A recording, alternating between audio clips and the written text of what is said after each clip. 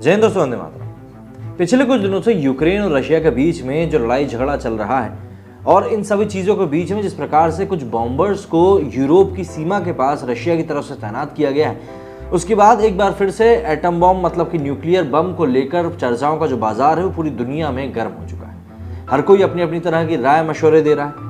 Europe में तो कई जगहों से खबरें ये भी निकल कर सामने आ रही हैं कि भाई वहाँ पर लोगों ने बंकर्स बनाना शुरू कर दिए हैं जो कि उनको मदद करेंगे ऐसे समय पर इसी तरह के जो एटॉमिक हथियारों से जो हमले होते हैं उनसे बचने में। लेकिन क्या आप जानते हैं कि जब हम अपने भारत के पुराणों को खंगालते हैं तो उसमें एटम बम की भी हमको कई सारी चीज़ें ऐसी ही मिलती हैं। जूलियस और कोई नहीं बल्कि फादर ऑफ एटॉमिक बॉम्ब है। दोस्तों, हिरोशिमा नागासाकी के न्यूक्लियर वॉर के बारे में सभी जानते हैं। 6 अगस्त 1945 सुबह का समय 8:15।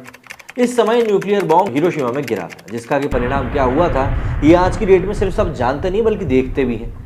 सोचने की बात यह है कि जूलियस को भागवत गीता के श्लोक के बारे में कैसे मालूम हुआ। ऐसा क्या था भागवत गीता में जिसने उसको परमाणु बॉम्ब बनाने की प्रेरणा दी। आज के इस वीडियो में आपको यही बताने वाला हूँ, तो आप आखिर तक इस वीडियो से जुड़े रहें क्योंकि आज के इस वीडियो में आपको कुछ ना कुछ ऐसी पीस ऑफ इन्फॉर्मेशन जरूर मिलेगी जिसको कि सुन के आपको लगेगा कि हाँ, ये चीज़ वाकई में जानने वाली है। जूलियस रॉबर्ट ओपेनहाइमर, इनका जन्म 1904 में न्यूयॉर्क के एक छोटे से घर में हुआ।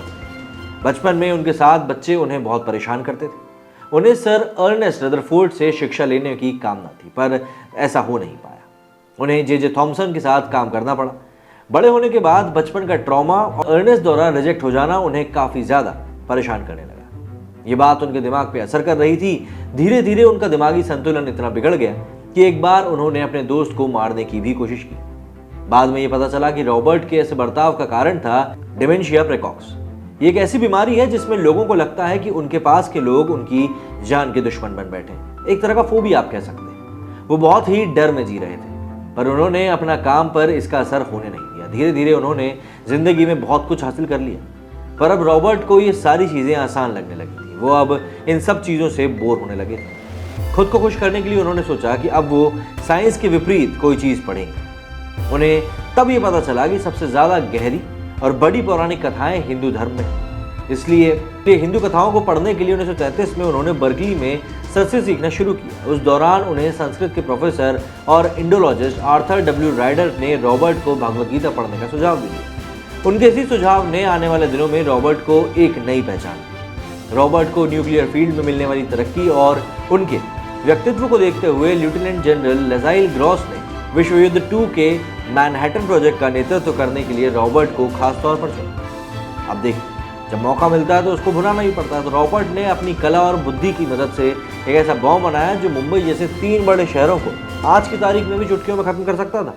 उनकी इस सफलता को देखकर उनका नाम रखा गया था the father of atomic bomb और the inventor who change the world.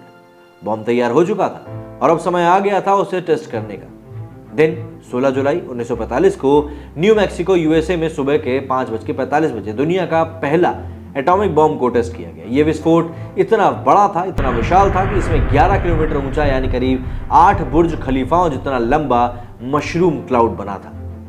इसमें से 21 किलो टन TNT जितनी ऊर्जा निकली थी। इस पूरे सीन को देखकर रॉबर्ट को भागवत गीता का एक श्लोक याद आया, जिसका मतलब होता है कि आकाश में अगर 1000 सूरज एक साथ फट जाएं तब जितनी रोशनी दिखाई देगी, बस वही रोशनी भगवान विष्णु के रूप में दिखाई देती है। टेस्टिंग तो सफलतापूर्वक हो चुकी थी, तो अब क्या था? तो भैया अब बारी थी इसे जंग में इस्तेमाल करने की, क्योंकि उस समय तो कोई पाबंदियां थी नहीं। तो 6 अगस्त 1945 को हिरोशिमा पर लिटिल बॉय नाम का एक एटॉमिक बॉम्ब गिराया गया। उसके 3 दिन बाद 9 अगस्त को नागासाकी पर फैट मैन नाम के दूसरे बम को गिराया गया। इस हमले ने लाखों करोड़ों लोगों की जान ले ली। इससे जो तबाही हुई उसने विश्व युद्ध 2 का अंत ला दिया। इस तबाही को देखकर रॉबर्ट को गीता का एक और श्लोक याद आया, जिसका कि अर्थ था, अब मैं मृत्यु बन चुका हूँ और दुनिया को मिटाने वाला हूँ। ये बात रॉबर्ट ने खुद अपने मुंह से कही। उनके कहे इस श्लोक को लोगों ने गलत समझा। लोगों को लगा कि रॉबर्ट खुद के बारे में ऐसा कह रहे हैं, लेकिन सच्चाई का खुलासा उन्होंने कई साल बाद दिए गए अपने एक और इंटरव्यू में।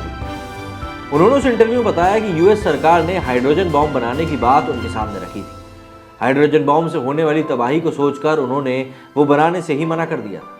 फिर यूएस सरकार ने उनसे कहा कि अगर उन्होंने कुछ नहीं किया तो जापानीज उन पर हमला कर देंगे। उस लाइन को सुनते ही उन्हें भगवद गीता का वो श्लोक याद आया जिसमें अर्जुन ने कुरुक्षेत्र में अपने ही भाइयों के खिलाफ जंग लड़ने से मना कर दिया था।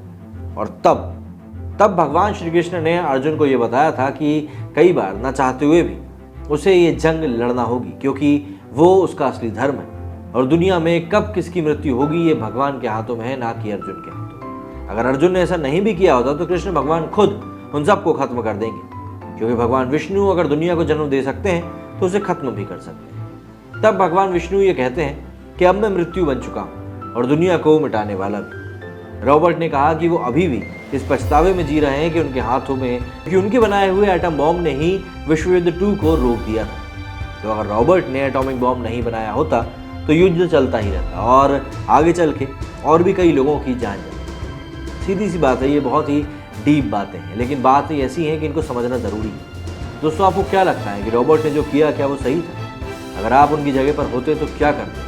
अगर आपके जहन में कोई बात आती है तो कमेंट बॉक्स में लिख कर आप मुझे ज़रूर बताएं। अगर आपको मेरा ये वीडियो थोड़ा बहुत भी इन्फॉर्मेटिव लगा और आपको ऐसा लगा इसको सुनकर कि नहीं आप तक कुछ इन्फॉर्मेशन ऐसी पहुंची है जो शायद आपके पास नहीं थी, तो कमेंट करके मुझे ज़रूर बताइएगा। लाइक करके मुझे सपोर्ट करें, शेयर करके मेरी वीडियो को फैलाएं। और सबसे बड़ी बात, ये वीडियो कोई ऐसे वीडियोज़ नहीं है जो कि आप फैमिली के साथ नहीं देख सकते, तो इसको अपने फैमिली व्हाट्सएप ग्रुप में भी शेयर कीजिए। बाकी अगर आपके पास मेरे लिए कुछ सुझाव हैं, कुछ सजेशंस हैं, तो कमेंट बॉक्स उसके लिए भी आपके लिए खुला हुआ है। अगर आप यहाँ तक आ गए हैं तो ऑब्वियस सी बात है आपको ये वीडियो अच्छा लगा ही होगा, तो इस चैनल को सब्सक्राइब करना मत भूलिएगा। बाकी मेरे इस वीडियो फिलहाल इतना ही, जल्दी ही मिलूंगा एक नए वीडियो में। जय हिंद, जय भारत।